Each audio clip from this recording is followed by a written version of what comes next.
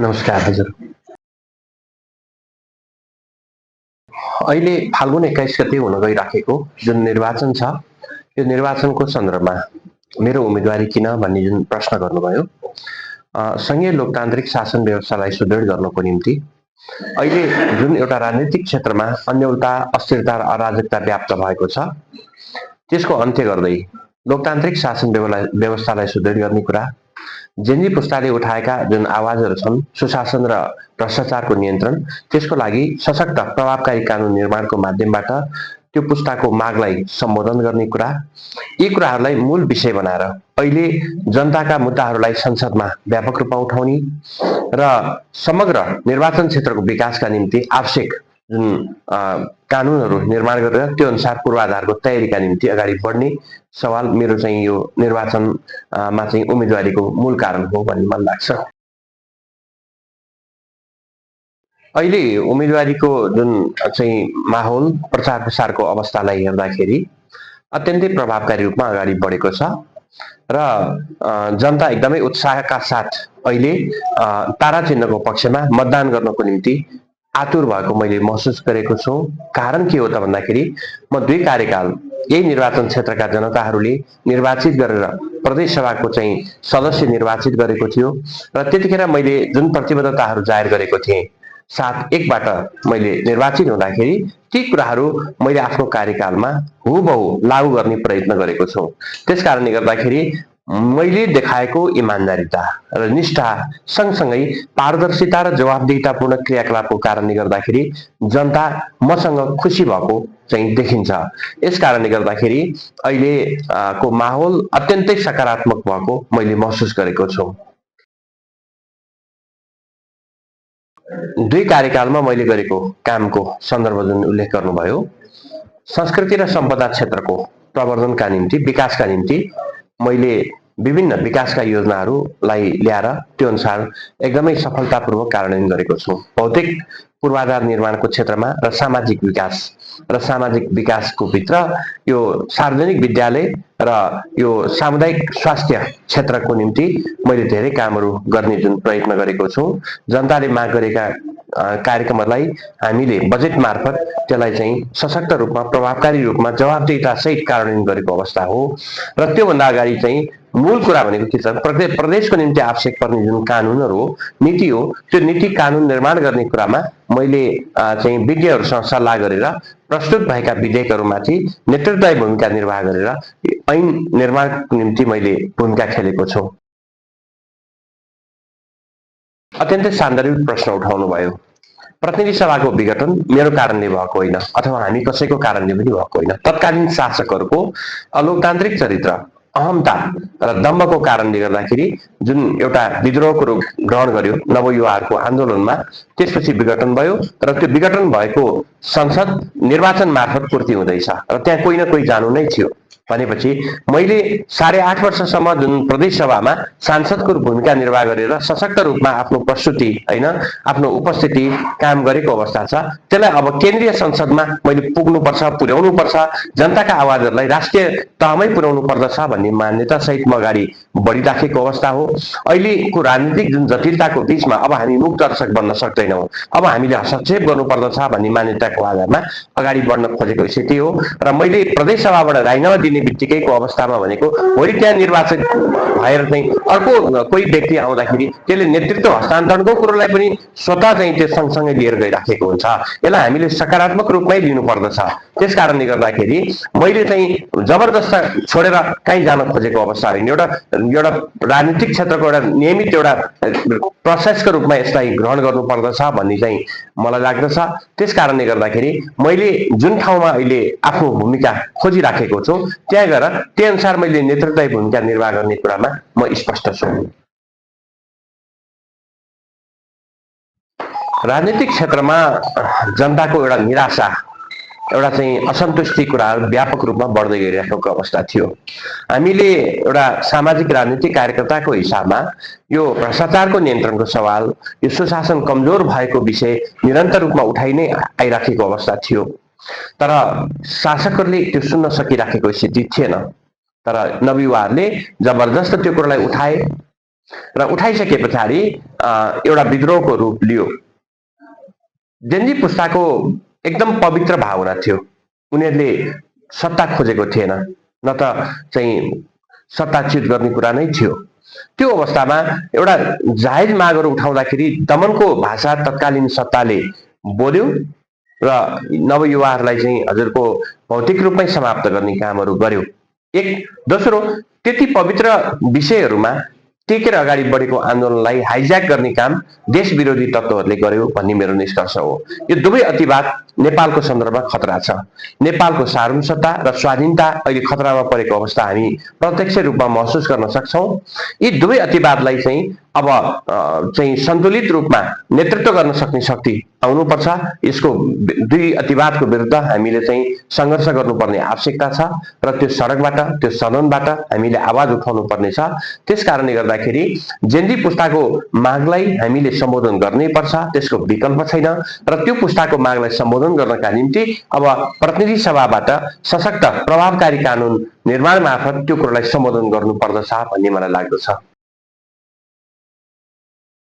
यो निर्वाचन, अहिलेको निर्वाचन पद्धतिले एउटा चाहिँ के त भन्दाखेरि स्थिर राजनीतिक स्थिरता नदिने हो कि भन्ने प्रश्न सँगसँगै प्रत्यक्ष निर्वाचित कार्यकारीको कुरा उठेको लामो समय भयो। यो जेनजी पुस्ताले उठाएको भन्दा पनि यो राजनीतिक क्षेत्रमा यो एकदमै निरन्तर बहसको विषय बनिराखेको अवस्था छ।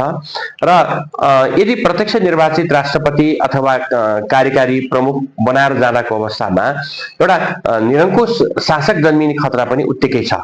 यस कारणले गर्दाखेरि यसका विकल्पहरू अन्य के हुन सक्छन्? पूर्ण समानुपातिक बनाउने हो कि अथवा पूर्ण प्रत्यक्ष निर्वाचित चाहिँ हजुरको संसद बनाउने हो कि? यस कारणले गर्दाखेरि यो विषय अहिले राष्ट्रिय बहसको विषय बनिराखेको कारणले गर्दाखेरि यसमा निष्कर्ष निकालिहाल्नु हतार हुन सक्छ।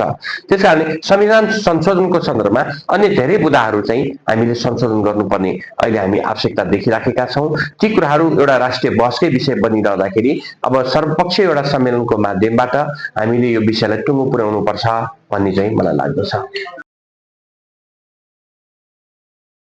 सामुदायिक विद्यालयहरूलाई सशक्त र प्रभावकारी बनाउनु पर्दछ।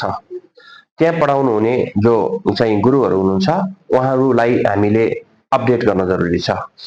शिक्षा क्षेत्र अनुसन्धानमूलक हुनु पर्यो र त्यो अनुसन्धानमूलक बनाउनुको अर्थ के हो भन्दाखेरि रोजगार प्रेरित प्राविधिक शिक्षा हैन, दक्ष जनशक्ति निर्माण गर्ने एउटा शिक्षाको रूपमा हामीले अगाडि बढाउनु पर्ने आवश्यकता छ।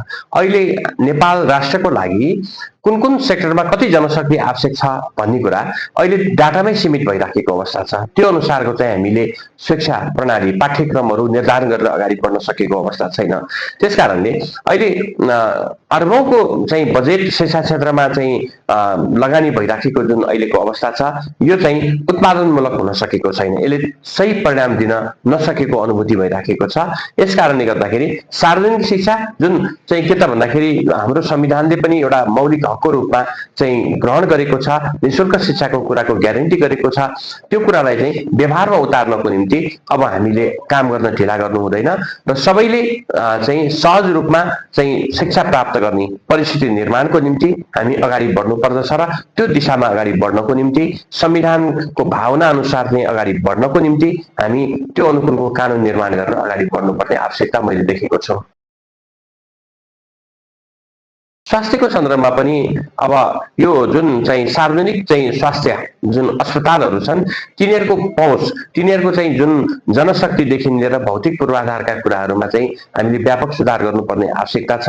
अहिले असरल रूपमा खोलेका निजी अस्पतालहरूको कारणले गर्दाखेरि जनताहरू एकदम भारमा परेको छ। सरकारले बिमा कार्यक्रम लागू गरे पनि त्यो फेरि पनि स्थगित भएको अवस्था छ। जति बजेट चाहिँ यो चाहिँ स्वास्थ्य क्षेत्रमा चाहिँ छुट्याउनु पर्ने त्यो नछुट्याएको कारणले गर्दाखेरि अन्यलता अहिले बढ्दै गइराखेको अवस्था छ र स्वास्थ्य क्षेत्रको सन्दर्भमा अहिले विभिन्न चाहिँ जुन रोगका चाहिँ बिरामीहरूलाई चाहिँ निशुल्क अथवा चाहिँ सहयोग उपलब्ध गराउने कार्यक्रमहरू जुन अगाडि सारेको छ त्यसलाई प्रभावकारी रूपमा चाहिँ सबै जिल्लाहरूमा उपलब्ध हुन सक्ने गरी अगाडि बढाउनु पर्ने स्थिति मैले देखेको छु।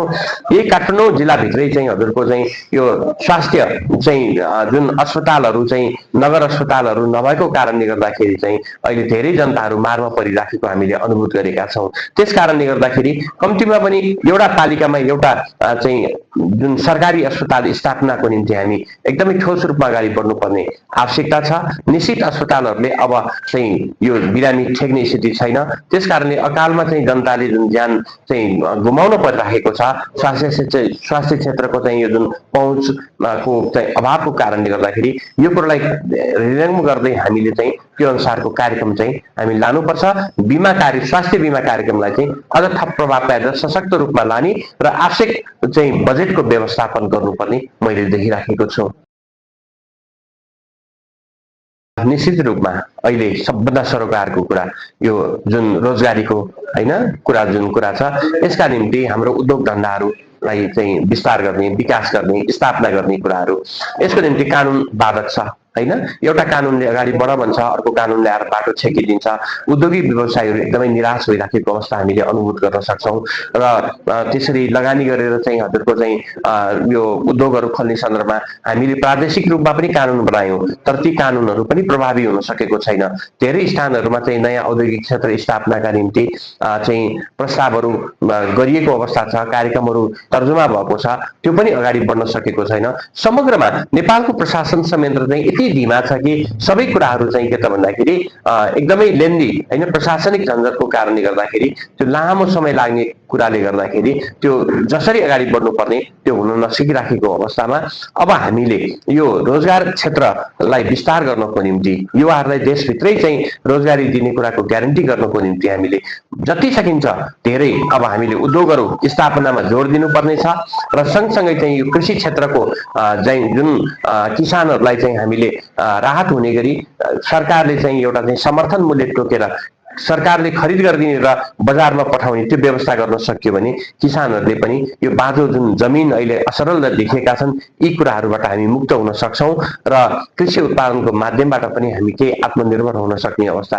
हामी देखिराखेका छौँ। यसतर्फ चाहिँ हामीले अब ढिलो गर्नु हुँदैन। अब भौतिक पूर्वाधार निर्माणको कुरामा हामीले कम महत्त्व दिएर अब यो रोजगारी प्रवर्धनका निम्ति उद्योग क्षेत्रको विस्तारको सवाल र सामाजिक क्षेत्रको काममा चाहिँ बढी जोड दिनुपर्ने आवश्यकता मैले देखिराखेको छु। खालि यो हजुरको महिला क्षेत्रको सन्दर्भका कुरा, एकल महिलाहरूको कुरा, अपाङ्गता भएका व्यक्तिहरूको सुरक्षाको कुरा, ज्येष्ठ नागरिकहरूको सुरक्षाको निम्ति एउटा विशेष बजेटको व्यवस्था गरेर त्यो अनुसार कार्यक्रम ल्याउन आवश्यक छ। महिला क्षेत्रको जुन सन्दर्भ हजुरले कोड गर्नुभयो त्यसमा चाहिँ अब संविधानले धेरै अधिकारहरू दिएको छ। ती अधिकारहरूलाई चाहिँ अब व्यवहारमा लागू गर्नको निम्ति सम्बन्धित चाहिँ हजुरको चाहिँ महिला दिदीबहिनीहरू पनि अगाडि बढ्नुपर्ने आवश्यकता छ। हजारौं संख्यामा आज महिला दिदीबहिनीहरूले चाहिँ एउटा जनप्रतिनिधिको रूपमा अवसर प्राप्त गरिरहँदाखेरि त्यही अनुसार अब भोलि एउटा नीति बनाउने ठाउँमा भन्नुहोस् न र नेतृत्व गर्ने ठाउँमा अब हस्तक्षेप गरेर उहाँहरू अगाडि बढ्नुपर्ने आवश्यकता छ। नीतिमा हाम्रो यथेष्ट हामीसँग अधिकारहरू पाएको दिएको अवस्था हामी पाउँछौँ। त्यो कुरालाई व्यवहारमा उतार्नका निम्ति अब हामीले ठोस रूपमा कार्यक्रम बनाएर जानुपर्दछ। निश्चित रूपमा अघि नै मैले सुरुमा उठाएँ, हामीसँग भएका कानुनहरू अव्यावहारिक छन् दुई अर्थी कानुनहरू धेरै छन्। त्यसलाई एकरूपतामा ल्याउनको निम्ति अहिले संविधानले अनुसूचीमा व्यवस्था गरेको जुन अधिकारका क्षेत्रहरू छन्, प्रादेशिक, संघीय स्थानीय जुन अधिकारका कुराहरू छन्, त्यसलाई अब कानुन बनाएर प्रष्ट गर्नु पर्यो। त्यो एउटा चाहिँ संविधानमा चाहिँ त्यहाँ लिखतमा मात्र सीमित भइराखेको अवस्था छ। त्यो कुरोलाई ख्याल गरेर चाहिँ हामीले चाहिँ अब त्यो सम्बन्धित तत्त चाहिँ सरकारहरूले हेर्ने र ती सरकारहरूले नै त्यसको नेतृत्व गर्ने भनेपछि दोहोरो कर प्रणाली, तेह्रो कर प्रणाली जुन अहिले छ देखिएको छ, यसको चाहिँ अन्त्य हुन जरुरी छ र यो कुरा हजुरले उठाउनु भएको एकदमै सान्दर्भिक प्रश्न हो। अहिले म काठमाडौँ निर्वाचन क्षेत्र नम्बर 7 बाट प्रतिनिधि सभा सदस्यको निम्ति तारा चिन्ह लिएर उम्मेदवार बनिराखेको छु। हजुरहरूले हामीलाई दिने मत र प्रत्याशित अधिकारलाई जनताको समृद्धिका निम्ति प्रयोग गर्न सक्यो भने हामीले सुशासन प्राप्त गर्न सक्छौँ र त्यसको निम्ति यो सुशासन यदि हामीले कायम गर्न सकेको अवस्थामा एउटा पद्धति बस्नेछ र त्यो पद्धति मार्फत चाहिँ भ्रष्टाचार नियन्त्रणका निम्ति पनि हामीले ठोस कदम चाल्न सक्छौँ। गलत नीतिले र अनियमित काम गर्नेहरूलाई हामीले कानुनको दायरामा ल्याउन सक्यौँ भने निश्चितै रूपमा त्यसले एउटा हामीले खोजेको शासन व्यवस्थालाई प्रभावकारी र चुस्त बनाउन सक्छौँ। अहिले पहुँचका आधारमा नियुक्ति दिने अति राजनीतिकीकरण अहिलेको ठूलो समस्या बनिराखेको मैले महसुस गरेको छु। त्यस कारणले गर्दाखेरि संवैधानिक अङ्गहरूमा भन्नुहोस् अथवा अन्य राजनीतिक नियुक्तिहरूमा चाहिँ के त भन्दाखेरि योग्यता क्षमता उनीहरूको दक्षताका आधारमा नियुक्ति गर्ने, राजनीतिक भागभण्डाको आधारमा पार्टीगत रूपमा चाहिँ बैठक बसेर नियुक्ति गर्ने प्रथाको अन्त्य गर्ने कुरा गर्न सकियो भने आजको सन्दर्भमा जेनजी पुस्ताले उठाएको कुरा धेरै हदसम्म लागू गर्न सक्ने अवस्था म देख्दछु। त्यस कारणले ती कुराहरूलाई सम्बोधन गर्नका निम्ति भोलि प्रतिनिधि सभाको चाहिँ संसदमा चाहिँ प्रभावकारी रूपमा भूमिका खेल्नका निम्ति मलाई तारा चिन्हमा मतदान गरेर जिताउनु हुनका निम्ति मैले अपिल गर्दै तपाईहरुलाई पनि धन्यवाद दिन चाहन्छु। नमस्कार, धन्यवाद।